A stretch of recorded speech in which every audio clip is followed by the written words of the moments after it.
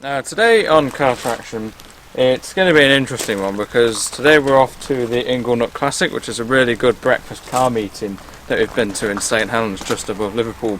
And usually it's a really well supported event, but as we found doing a lot of classic car events all across the UK, the weather is probably the biggest factor that can either make a classic car event huge or an absolute flop. So as you can see, it's been raining overnight, it's raining now, and on the forecast it's like blue all day. So the turnout probably won't be great, but it is going to be an interesting sort of experiment to see just how many classic cars, what type of classic cars will brave this really quite wet weather. We're obviously not going in anything old, probably like a lot of other people, just taking the XJ8 Jag. Dad is also doing a bit of judging today for the sort of Car of the Year concourse, which is interesting, but it's going to be a different one just because the weather is probably like the worst it could be for any classic car event, but we're still going and we're going to see who turns up. So we're all going to pile in the Jag and see if more than 5 cars will turn up today to the Inglenook Classic.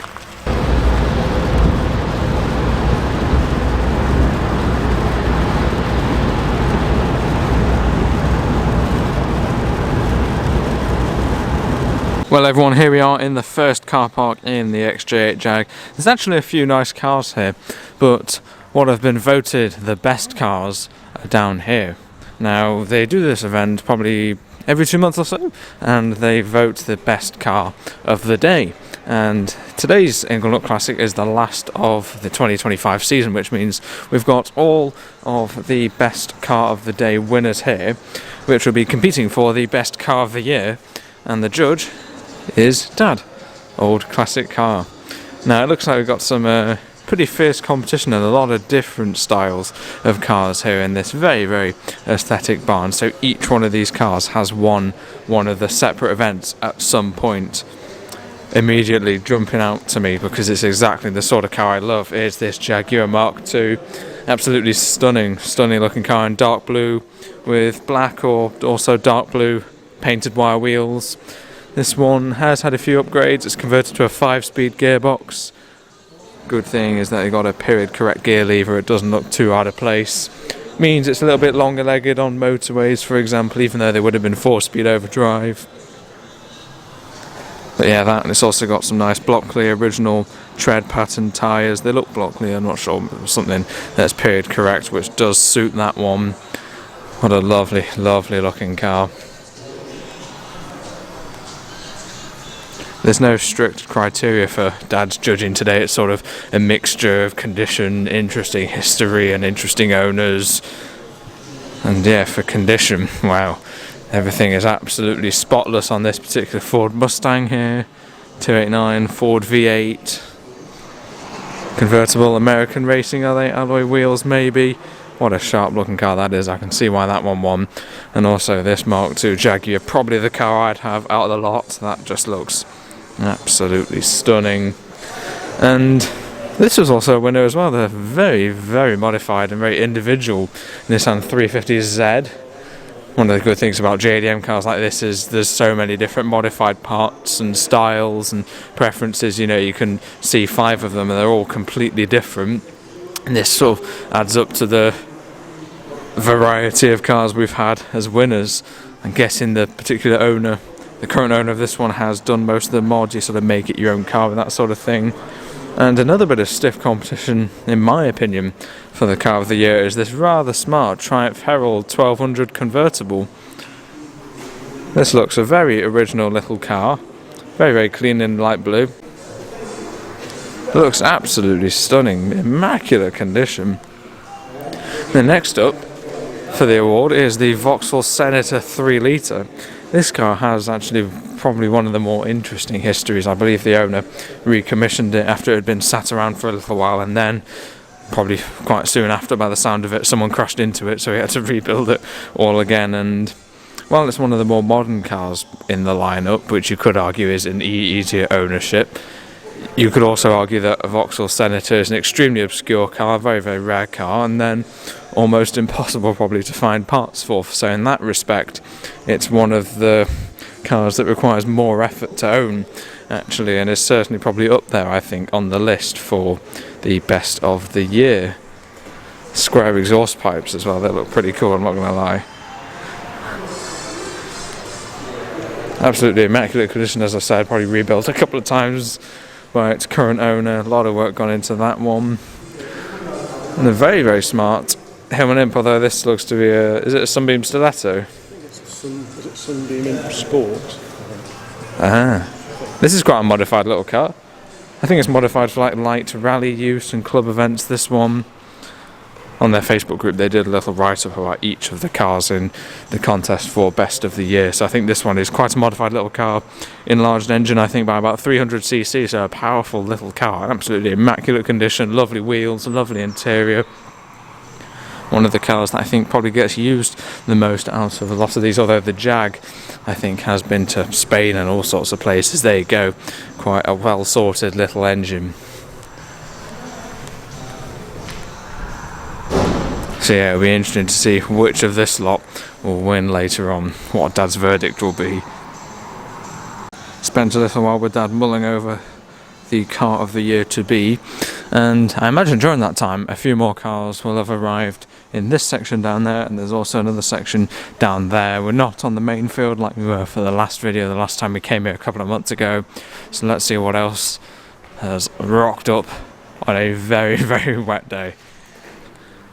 Now, one car that immediately stands out to me out of this lot is this absolutely fantastic recessed grille, so 1971, somewhere around there, MGB GT, just because, look at that, it's got a, oh, it might be a C, could be a little bit late era for a C. It's got a MGC bonnet, and it's got what people often call, I think, the Sebring flared arches, although this might be someone else's interpretation of the Sebring, because that profile looks very slightly different there. Yeah, it is a BGT, so it's BGT 4-cylinder 1.8 as opposed to the C, but it's got the C bonnet just to make it look that little bit beefier. The arches look actually quite nicely done, especially around the front. That's a really good shape, actually. They're very pronounced. And some very, very wide banded mini lights by the look of it. They're really sort of deep set within the wheel rim, and very, very wide tyres on it as well. I'm sure this one would grip up pretty well. Looks to be relatively original inside, got some extra switch gear, and yeah, it looks like it's the original engine and gearbox. And then we got the nice racing headlamp covers as well. It's actually a really cool build, and the colour is also quite unique. It's a cool little car, that one. Just next to it, a Triumph Dolomite Sprint. Another lovely early to mid 1970s sporting British classic. I say sporting because this is of course the Sprint, about 125 brake horsepower these run, so quite a bit out of that little Dolomite 4-cylinder engine. Dolomite obviously just the standard spec saloon. The Sprint is the sporty souped up version. That looks really quite lovely on the Sprint alloys. They only came on those as opposed to the base spec, probably steel wheels. 4-speed overdrive, so quite a good long distance car actually. They're said to be very good driving cars, the Dolomites in general, and the Sprint just that little bit more eager, you could say. The Triumph TR7, that looks really quite sharp on those mini light wheels, and also a really nice blue, that one. There's a Land Rover Series 2. Lovely original paint. Good thing about Land Rovers is they're completely aluminium body, so you can have nice scratchy old paint like that, but you know that there's no structural rust as long as the chassis is okay, because that's where these goes, and I think the bulkhead as well. But the actual external body, you just don't need to give a second of thought really with Land Rovers, because it might look as scruffy as anything. I'm not saying that this one's scruffy, I like it, but it's always going to be structurally sound because they're totally aluminium bodied. Now this is another interesting little car, the Citroen 2CV6 in white and blue over here with matching white and blue fabric seats on the inside. This is a car that gets around a lot. I believe this is also the one that featured on the Car SOS TV series. I think this was the one, unless it's a very similar, very jolly white and blue one. This, I believe, was last year's Car of the Year, the Ford Fairlane, extremely modified. I think that one took the trophy of all the Inglenook Classic meets, the overall winner of 2024. They later Corvette in there, and they're really quite a cool little Mark II Ford Escort. That looks really quite sharp actually. It's always interesting to see, because there's so many Escorts and they have such a great rally heritage, so many people modify them and put their own stamp on them, and I'm absolutely all up for modifying classic cars, but only really period or period style modifications, which is why I like this one. We got the banded steel wheels, which is a period style modification. Roll cages haven't really changed, so that's okay. Got some nice period style dials down there as well. It just looks a really well sorted little car, this one. It does look very, very sharp in the red as well. I think V is about 1980, and might be wrong. Mud flaps as well, some huge mud flaps. Maybe a bit of light rallying done in this one. It certainly looks prepared for a bit of light rallying. Super clean under the arches as well. Civier twin spot lamps at the front. Decal red, Lombard, sun strip on there. Really quite a cool little build, and exactly the sort of thing probably someone my age would have been doing in the mid 1980s to a car like this when they were affordable. But now everyone really sort of glazes these Mark II Escorts and old Fords, and they're not as cheap as they used to be now.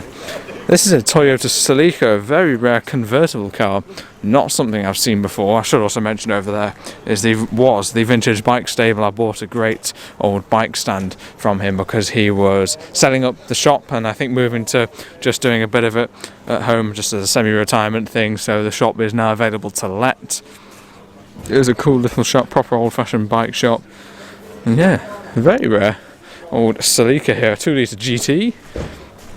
Just next to that is a very good looking car, I think. I do very much like the E46 generation BMW, and I think estates always look cooler. This is a 323i, so a inline 6-cylinder petrol BMW engine in that one, so it'll go along quite well. I just think they have a really good side profile.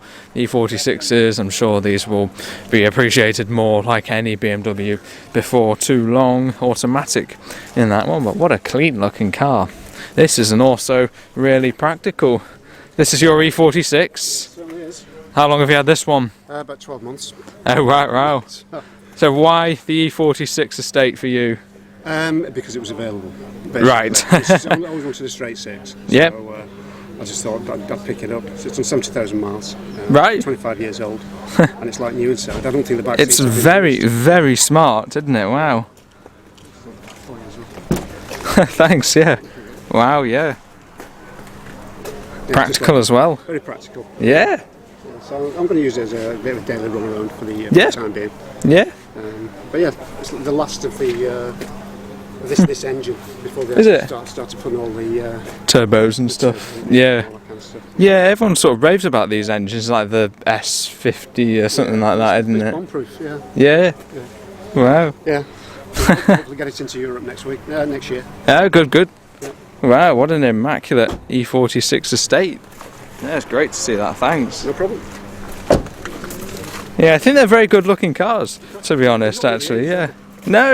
Yeah, they look okay. Yeah, that looks really original, thanks for that. And just next to that, for sale, wow. Talbot Avenger 1.6 GL. GL, probably a high spec for the time, having this vinyl roof complementing the very 70s look. Brown vinyl roof, orange paint, fabric seats, an orange dashboard cover as well. Couldn't really get more 1970s. £4,950, owned the car for 5 years, 49,000 miles. That looks a very sort of costed car, actually. That looks like it's had quite a light life, maybe. Yeah, a car that's had an easy life, maybe original paint as well. It just looks a really honest car, to be honest, especially with that low mileage. You know, if I was in the market for a Talbot Avenger, which I'm not, obviously, 1981, this car, so it's actually later than 70s, quite a late one then, I'd be considering that one, because the advice is always to buy the best one you can, and in the long run you'll spend probably more fettling up a slightly dog-eared one than quite a nice one like this. But yeah, if anyone is interested in a 1981 Talbot Avenger, there you go. Looks a really genuine little car, and even though it's 1981, couldn't get more 70s.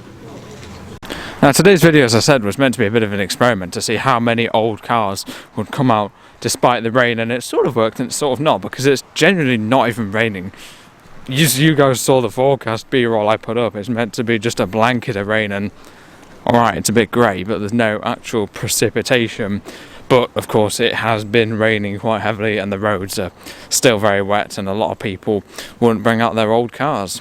that looks very, very nice. But first up, we've got this old Mercedes here, the Elegance. Is this like a E-Class? I really don't know. C-Class, okay. C200 as the Ford Console Classic there. Rolls in. Very distinctive looking car. Yeah, C-Class Mercedes on steel wheels, wow. Yeah, I suppose probably quite low spec without an insult in the car. Steel wheels on a Mercedes like that and trims. And this is only really came originally on steel wheels, although our one of course does have mini lights.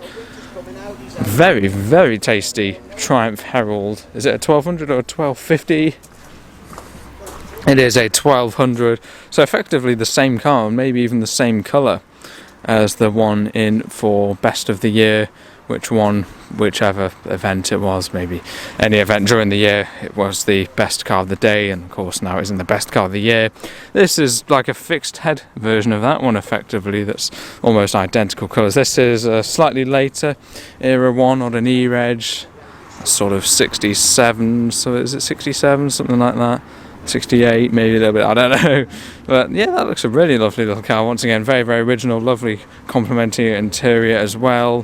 Ford Capri here, this is a 3-litre S and would really go quite well. It's got the Ford Essex V6 engine, of course, which is a very powerful unit, a very good sounding unit. It went to a lot of Fords of this era. The odometer on that one was reading about 12,000 miles, but I'm not sure if I'm misreading that or it's just been over, well maybe it is original, maybe it's a 412, you never know on cars, especially this era. You know, this is the last sort of era where you could strip out your dash and just put up a drill sort of the wrong way around onto your speedo and wind it back, and it was sort of into the late 80s that you weren't able to do that anymore, with cars getting more advanced like this lovely Audi Coupe GT, but cars that were still a little bit more basic technology, you could say. I bet even like the Herald as well, a lot of people probably wound back the odometers on those. Probably same again in the likes of this, the MG Midget. This looks a lightly modified little car, got some nice mini light wheels. Mid-70s, by the looks of it, slightly earlier, being a round arch model. BMC A series up front, of course. Great little engine, really fantastic little engine. 1275 in this era. The round arch ones are more desirable. A lot of these you see have a squared off arch, they're called the square arch ones. This has a round arch that follows the profile of the wheel quite nicely. It just looks that little bit smoother, you could say. That looks a really usable little car. It's great. That's exactly the sort of car that it's just great to own, because you can just take it out even when it's a little bit damp. And Audi Coupe GT, you know, this is a car designed to be, when it was new it would have been a daily for someone, I bet, so it's still, you know, perfectly capable of being driven every day. It's great to see such a great mix of cars out and about, and you could say, you know, the Ford Console Classic here, designed to be just a cool, slightly sporty looking but still a family car. Console 315, this particular one, in that lovely 50s bright blue that so many British cars with the American design influences were in. 4 cylinders up front in these, probably just a pretty standard 4-speed rear wheel drive, obviously set up. Pretty similar specs to most cars of the era, but just slightly more unique looks. As I said, very much an American design, and a car that was, I mean, if you think about it, all the cars here are designed to be used all year round, even when they were new. Even a 1930s car is still designed to be a daily driver, effectively. So, you know, there is the argument, why can't you still do that? Obviously, there maybe there's more salt on the roads and stuff, and they're obviously a lot older, a lot more miles on them nowadays, but it's just great to see so many cars that are still being used all weather round. We try to use ours all weather round, but you saw the spray on the motorway today. You don't want to be doing that in a vinyl roof Buick or trundling along at 45 in an old pickup from 1947. And this is a car that would be really usable. Porsche 944, know quite well a guy who uses his really often for the work commute and does all sorts of events. This looks a very original little one. Once again, if I was in the market for a 944, that would be high on the list, just because it looks so genuine. Take a look along our back row here, where we are in the XJ8 Jag. Next to us is a very smart looking Alfa GTV. A Mercedes, is it a C-Class Coupe, something like that. And a Vauxhall Cavalier. Actually really good looking alloy wheels on that one. I love that, this era of wheels. I think they're just a really great design, like MG Maestro, that sort of style of wheels. I think they just look so good, really. Yeah, Vauxhall Cavalier 1.8i. This is a car that yeah, I'd buy one of these. It's a BMW Z3. This one unbadged is probably a 1.9, so one of the most affordable ways to get yourself into a Z3. I'd probably be saving up for a 2.2 or a 2.8, one of the bigger straight 6 Z3s. Very similar engine, in fact, the straight 6 ones to the E46 over there. BMW this era of 4 cylinders and 6 cylinders. They're known to be really fantastic, reliable engines. Fiat Coupe looks very smart over there. So this, as I said, is the 1.9 BMW Z3, late 1990s. Most of them tend to be about 120-30 brake horsepower, so similar power and performance to a Mazda MX-5, but I'd argue these rust less than MX-5s. They're just really reliable, good cars, this era of BMW, and I think they're very good looking cars as well. I mentioned the Mazda MX-5, and of course the comparable generation of MX-5 to the BMW Z3 is the Mark 1. We of course have a one of 300 California yellow Mark 1.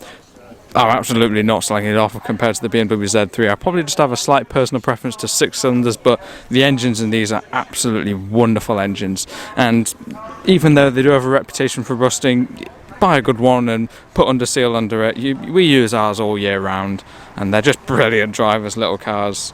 That Mark 1 MX-5 actually looks a really genuine little car, and for another genuine original 90s car, we've got this brilliant Volkswagen Passat CL Estate. Really, just, I can't stop saying the word genuine about these sort of cars. That looks so original. Very practical too.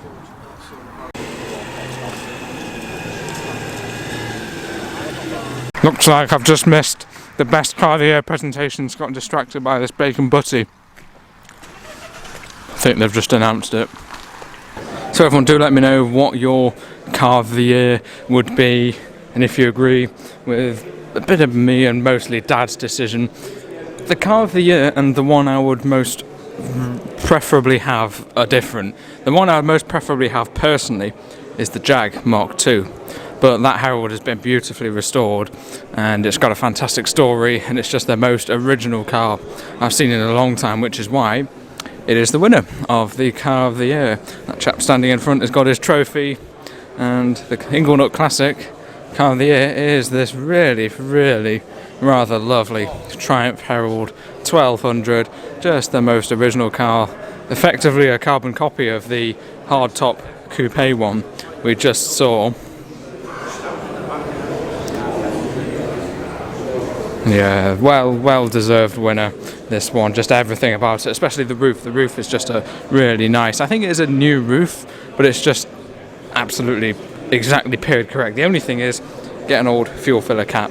Apart from that, everything is absolutely bang on about this Herald. Another BMW Z3 Roadster has just rocked up. This sounds maybe like a 6-cylinder. Yeah, 2.8 facelift. That's pretty much exactly the sort of thing that I'd be interested in. A 2.8 manual. There's like a little Piaggio. It might actually be genuinely selling coffee here. They often do, unless it's an enthusiast-owned vehicle. It maybe is. It looks like it's got like seats in the back of it. Let's have a look at that. Piaggio Ape. And then, effectively, what, 20 years older probably than the XJ8 we have. So very similar sort of styling, really, isn't it? This is the XJ40 generation of a Jaguar XJ, as is the X308, the XJ8. But I mean, still, you know, since the Series 1 of the early 1970s, there's always been a distinctive shape to the Jaguar XJ series. There's actually quite a few more cars down here now. Maybe people have sort of waited, seeing, deciding if you think, oh, if it suddenly tips it down I won't come, but they've seen that it actually is relatively okay, so they have decided to pop along. I imagine if it was raining, and even just with the current road spray, being in the back of the Piaggio Ape must be a little bit soggy, but good to see it out, and maybe it's just the wrong chap in the front of it, and the very, very sparse interior, I think would be the word. There's the 2CV6 dolly. There's an MG RV8. That is really, really good looking car. Vast majority of these are seen green. I don't think I've seen a blue one before, so that once again the same sort of similar style of wheels to that Cavalier I saw earlier. I just love this era of wheel. I think they're just so good. I don't know how to describe it, but I'm sure you know what I mean, that aesthetic of wheel. But that in blue, really, really sharp looking car. This is an interesting car as well. This is a Falcon. It's based on, I believe, a Ford Pop or similar early 50s Ford technology, sort of a make it your own sort of thing. But it is, they did sell several of these. It's not like a custom one off the Falcon. Is it the Falcon Caribbean? I think this kit might be called. Sort of 60s GT looks of Aston Martin or Ferrari, but of course with Ford underpinnings. The Ford Pop, I think, was the cheapest car of its day, so you get the sort of supercar looks at an affordable cost. Is this your Falcon? This one? Is it a Caribbean? Falcon Caribbean, is it called? Oh right. Have a look at the interior of it, please. It looks a very lovely car. Wow. It's so good looking, isn't it? I love it, really, yeah. So how long have you had this one? Sorry? How long have you had this one? I built it in 1963. Oh really? So it's over 60 years old. It's the original warts and all. Oh yeah. So is it a steel or fiberglass body? Fiberglass body. Right. Manufactured by Falcon Shells. Oh right. It's got 1172 Ford sidewire engine. So pop engine, I guess that'd be, wouldn't Correct. it? Yeah. You put it in one. I think that's a really good looking little car, actually. As I said, it's sort You of... might not see another one around here. No, they just sort of don't survive, really, do they? But It's different. it's sort of 60s, as I said, Aston or Ferrari looks, but on a budget with a... It's based on that, yes. The designer based it on a model of Ferrari at the time. Really? But brought down to Yeah. smaller dimensions all around. No, it's such a lovely shape, it really is. I like it, yeah. My dad used to have an Ashley GT, which is another sort of... My dad used to have an Ashley GT, which is another... Yeah, which is another sort of custom-ish body on a cheap underpinnings, you could say. I've seen this car around a few times, actually. Yeah, really cool. I think it is cool. It's just the sort of car that you don't see anymore. We've also got the Triumph TR250 here, which is an example of a much sort of higher end, you could say, classic British sports car. But this, of course, is based on saloon underpinnings, as that is a purpose-built sports car. And here is the 1172 Ford Pop Lump in the Falcon Caribbean. That's all nice and simple to work on. The problem, I guess, you get if you were looking at a similar-looking Aston or Ferrari is you got complicated engines and stuff, but this is a really straightforward engine. You can buy absolutely everything for it. And yeah, I'll have a look at it from the other side. But a really simple unit. What a great little car. I'm pretty sure it's the only one we'll be seeing here today. Thanks for that, that's good, thanks. And then you've got the Triumph TR250. Obviously this is a purpose-built classic sports car as opposed to that one with a custom body on a saloon car chassis, and this has got a very tasty set of triple Weber carburetors matched up to the 2.5 litre straight 6-cylinder engine. Now there's the TR5, which is the UK market car, which is what you see most of the time, but that had the Lucas PI injection system. This one is a TR250, so it was initially designed for the American market, and American market cars came with the more vintage technology, you could say, of carburetors as opposed to the injection system.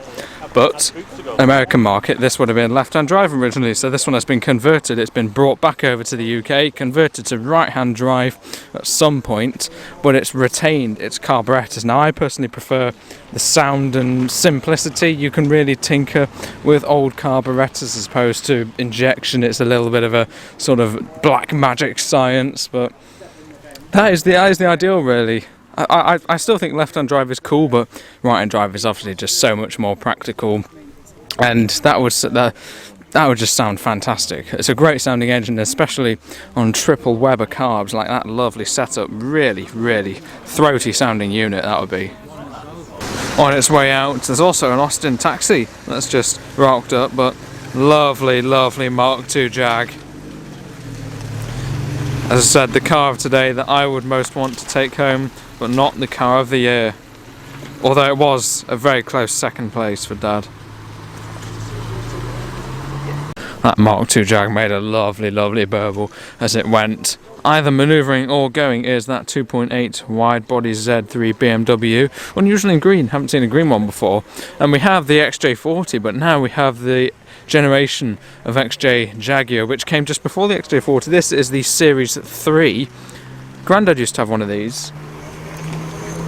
Yeah, I just had to pause for a second because... yeah, that Mark II Jag does sound very, very tasty. I mean, this is the same engine, the XK Straight 6, although it's 4.2 as opposed to a 3.8 in the Mark II, but I want a Mark II or a Mark 1. Nicest things.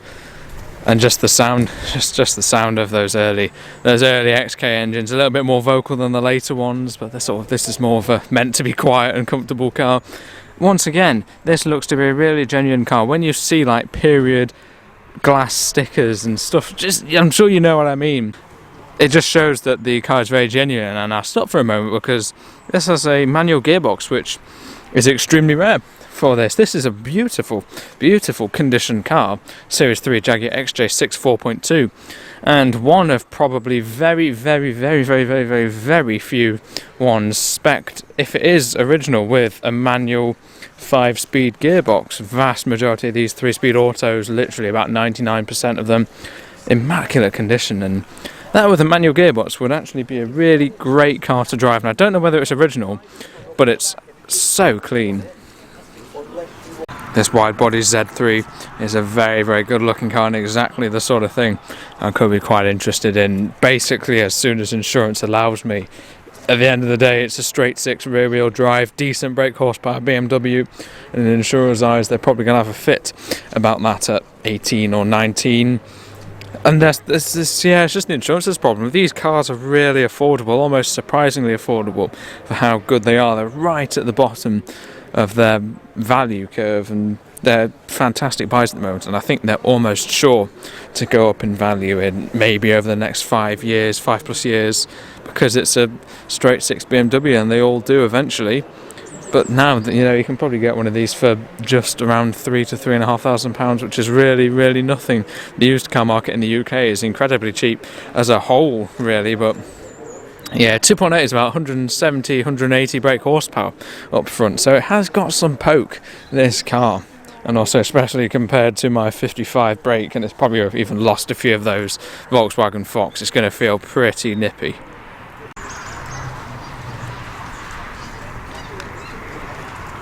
Just been chatting to the owner of this rather tasty Triumph TR250, and it's got a bit of a fun fact, and that fun fact is that it actually runs 242 brake horsepower. Originally 120, 130, it's had effectively a race prepared engine put into it, so many other mods, but they're all period correct mods, which is absolutely perfect, and just under 250 brake horsepower. What a thing to drive that would be. Bonnet up on the MG Midget. I imagine this is probably the end of the video. Pretty much seen all the classic cars that are braving the wet weather. Nice little set of intake trumpets on that one. That looks a really well sorted little car actually, and I really love the little Midget as well. There's actually been a really good turnout of cars. I thought there wouldn't be much, but there's actually been really quite a lot here, which is very good. My favourites include that lovely MG RV8, just a wonderful looking car, great sounding car. The Falcon Caribbean, very good looking car, and that TR250 as well, 250 brake horsepower. That would be manic to drive. And also the Triumph Herald convertible and the coupe over there, especially the coupe, really nice car, and such an original car, a pristine car really, but it's still out in this weather, and that's what it's meant to do really. And I think the other one was a deserving winner for the car of the year, the 2025 Inglenook Classic car of the year. Do let me know what your favourite car is. I would actually really quite like a little midget like this, maybe a square arch, they're just a little bit more affordable. and they don't look bad at all, to be honest. I do like these mirrors. Those wing mirrors are really cool, actually. And also that blue Mark II Jaguar with the painted wheels was really a stunning car, one of my favourites. So quite a few things to mull over. Do let me know if you agreed with Dad's decision to put through the Herald Convertible 4, the best car of the year. Make sure to check out channel homepage. I've done one previous video here, the Inglenook Classic, their breakfast classic car gathering until sort of 12 p.m. I think they stop, or is it 1 p.m? I don't know. It's a morning gathering. That is a very tasty car. And also in the last video I featured the vintage bike stable, and I bought an old stand off him. Said hello to the chap. Actually, he popped along as well, even though he's not actually operating out of here, which is nice of him, but another viewer of the channel as well. Yeah, do all that. Make sure to subscribe. Pulling out like 2 videos a week almost now, and it's quite a lot of work, so I hope you do appreciate that. And that's pretty much it from today's video. We'll end on the fantastic Vespa Piaggio Ape. Thank you very much for watching.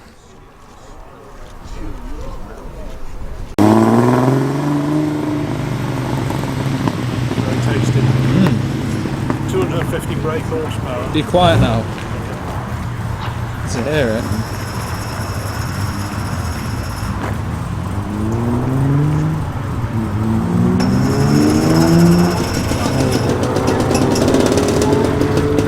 Do the Ape instead.